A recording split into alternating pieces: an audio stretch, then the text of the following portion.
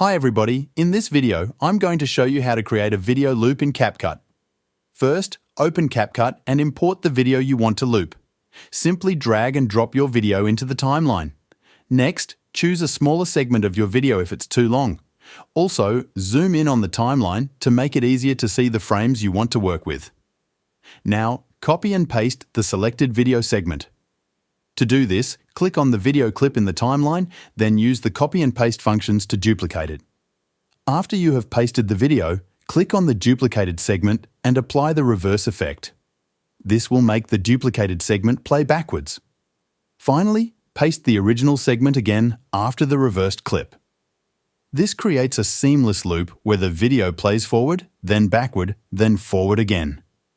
Now, play the timeline. You'll see that the video creates a perfect loop with the transition between the clips smooth and continuous. And that's it. You've successfully created a video loop in CapCut on PC. Thank you so much for watching. Be sure to like and subscribe. Take care and see you next time.